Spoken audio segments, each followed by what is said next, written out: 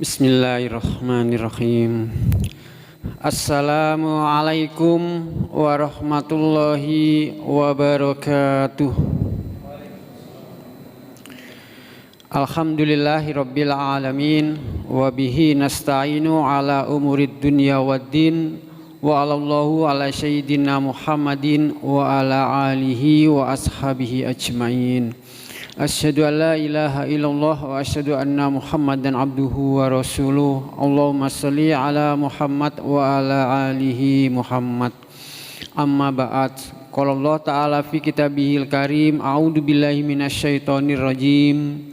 Sahru Ramadanal ladzi unzila fihil Qur'an hudal linnasi wa bayyinatin minal huda wal furqan. Shadaqallahul azim. Bapak-bapak, ibu-ibu, hadirin jamaah Isya dan Tarawih yang dirahmati Allah Subhanahu wa taala. Tentu kita tidak henti-hentinya untuk senantiasa memuji syukur kehadirat Allah Subhanahu wa taala karena atas semua nikmat yang dianugerahkan kepada kita hingga sampai saat ini kita masih diperjumpakan dengan bulan suci Ramadan. Bulan yang penuh barokah, bulan dilipat gandakan pahala. Yang sampai hari ini kita sudah menyelesaikan hari yang ke-14. Mudah-mudahan segala amal ibadah kita di bulan ini diterima di sisi Allah Subhanahu wa taala. Tak lupa salawat serta salam semoga tetap tercurah kepada junjungan kita Nabiullah Muhammad sallallahu alaihi wasallam, nabi dan rasul penutup yang kita nantikan syafaatnya kelak di yaumul qiyamah. Di saat tidak ada lagi syafaat kecuali hanya dari baginda Rasulullah Shallallahu Alaihi Wasallam. Bapak Ibu yang masih hangat diperbincangkan akhir-akhir ini, yang masih trending, masih viral, itu adalah perbincangan tentang batalnya Indonesia sebagai tuan rumah Piala Dunia usia 20 yang rencananya kemarin diadakan itu nanti tanggal 20 Juni sampai 11 Mei dan sudah dipastikan batal. Kenapa? Karena banyak penolakan di sana sini. Dan kenapa pula ada penolakan di acara itu? Karena ada salah satu pesertanya yang berasal dari negara Yahudi Israel. Dan kenapa kita tolak?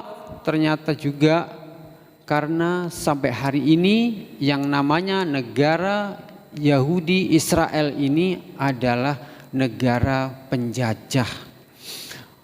Negara ini masih menjajah sampai detik ini bangsa Palestina, yang itu adalah Muslim saudara kita walaupun kita jauh.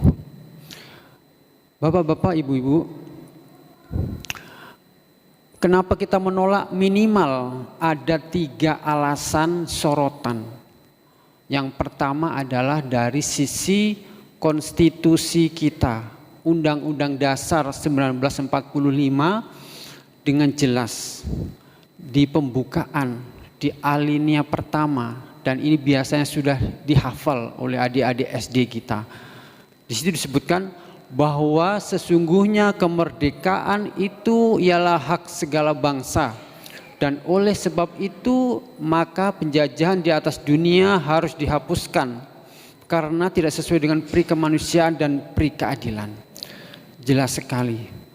Kita pernah mengalami, pernah merasakan yang namanya dijajah selama 3,5 abad dan 3,5 tahun oleh Jepang.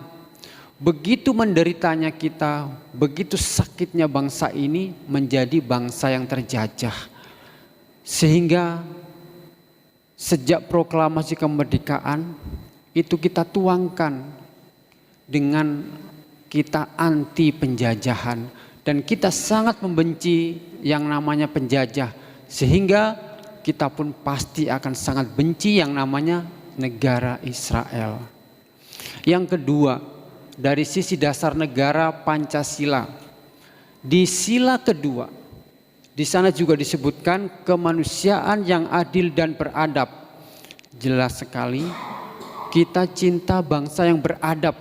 Tetapi sampai hari ini yang namanya negara Israel bangsa yang tidak beradab. Bahkan kita bisa katakan biadab. Kenapa? Sampai hari ini mereka membunuh saudara-saudara kita, mengusir. Bukan hanya kaum lelaki saja yang dimusuhi, yang diperangi, anak-anak, wanita, orang tua, bahkan berbagai fasilitas sosial, fasilitas umum, sekolah, rumah sakit, masjid banyak dihancurkan, dibombardir oleh mereka setiap saat. Bahkan mereka senantiasa membuat keonaran terus-menerus. Maka tentu saja kita tolak karena alasan yang kedua. Lalu alasan yang ketiga, dari sisi akidah kita, kita sebagai seorang muslim mempunyai kitab suci Al-Quran. Dengan jelas Allah berfirman, a'udzubillahi minasyaitonirrajim, innamal mu'minuna ikhwah. Kaum mukmin itu bersaudara. Walaupun kita jauh dengan Muslim Palestina, kita adalah bersaudara. Bahkan baginda Rasul menggambarkan persaudaraan Islam itu seperti satu tubuh. Yang mana jika ada satu bagian tubuh kita yang sakit, bagian tubuh yang lain pasti merasakan sakit. Contohnya, kalau kita tidak sengaja menginjak paku, kaki kita berdarah sakit, maka seketika yang sakit bukan hanya kaki. Lisan kita, mulut kita seketika akan mengerang kesakitan. Tangan juga akan turun ke bawah menyentuh kaki kita. Jika masih sakit parah, kita bukan sampai menangis, mengeluarkan air mata. Bahkan bisa jadi kalau sampai tetanus dan sebagainya, kita pun akan demam, menggigil dan sebagainya. Begitulah merasakan sakit satu bagian dengan bagian yang lain. Sesungguhnya sama, kita mempunyai perasaan merasakan bagaimana penderitaan saudara kita walaupun jauh kita di sini. Minimal dengan kita tidak menyakiti mereka. Walau kita tidak bisa membantu, minimal dengan menjaga perasaannya. Kita tidak menerima musuh Allah ini, musuh Islam, yakni wakil dari negara mereka, timnas usia 20 Israel datang ke negara kita. Bapak Ibu, bangsa Israel bukan hanya sekedar menjajah. Mereka adalah merampok tanah Palestina dari pemiliknya yang sah. Kita gambarkan, kita mempunyai saudara. Saudara kita ini mempunyai tanah dan rumah yang ditempati sudah puluhan tahun. Lalu datanglah perampok atau perampas. Ia mengambil tanah dan rumahnya, bahkan mengusir, bahkan membunuh pemiliknya. Lalu ia datang kepada kita hanya untuk sekedar bermain bola. Apakah kita ridho dengan seperti itu? Tentu saja kita tidak akan ridho menerima begitu saja orang-orang yang memusuhi saudara kita, memusuhi Islam. Bahkan memang Allah sudah memperingatkan kita akan tabiat mereka. Sebagaimana a'udzubillahi minasyaitonirrajim, walan tardo angkal yahudu walan nasoro hatta tattabi'a millatahum. Dan tidak akan pernah senang, ridho kepada kalian, yaitu kaum Yahudi dan Nasoro, sebelum kalian mengikuti milah, agama, keyakinan, cara hidup mereka. Sangat jelas kita diperingatkan oleh Allah agar berhati-hati dan jangan berhubungan dengan mereka. Apalagi sampai hari ini kita bangsa Indonesia tidak mempunyai hubungan diplomatik apapun dengan mereka. Sejak dulu, sejak masa Bung Karno sampai sekarang. Lalu alasan apa misalnya? Ada orang-orang yang berusaha untuk menerimanya, tentu saja alasan itu tidak bisa diterima. Kaum muslimin jamaah tarawih yang dirahmati oleh Allah Subhanahu wa taala, kita tidak anti olahraga, tidak anti bola, tidak. Bahkan sebenarnya dalam Islam juga ada banyak anjuran untuk berolahraga. Olahraga yang sunnah seperti berenang, berkuda, memanah, gulat diperintahkan untuk menjaga kesehatan kita. Tetapi ketika terkait dengan urusan musuh Allah yang datang, maka tentu saja kita mempunyai sikap yang didasarkan atas akidah kita Islam, atas dasar syariat Islam, hukum Islam yang mengatur segala aspek kehidupannya. Islam adalah agama yang sempurna. Al-yauma akmaltu lakum dinakum wa atmamtu alaikum nikmati wa raditu lakumul Islam madina.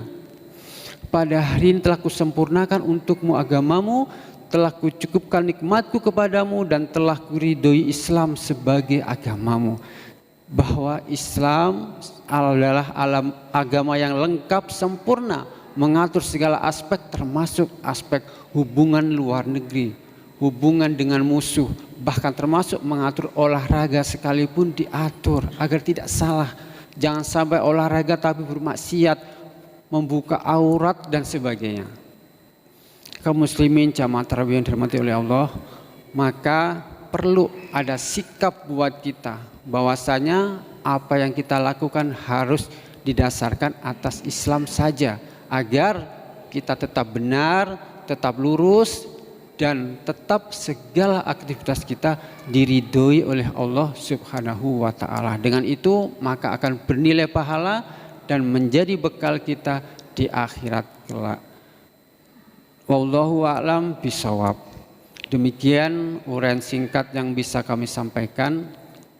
Semoga ada kebenaran yang bisa kita ambil. Apabila di sana sini banyak kesalahan, itu datanya dari kami mohon maaf yang sebesar-besarnya. Saakhiri billahi taufiq wal hidayah. Wassalamualaikum warahmatullahi wabarakatuh.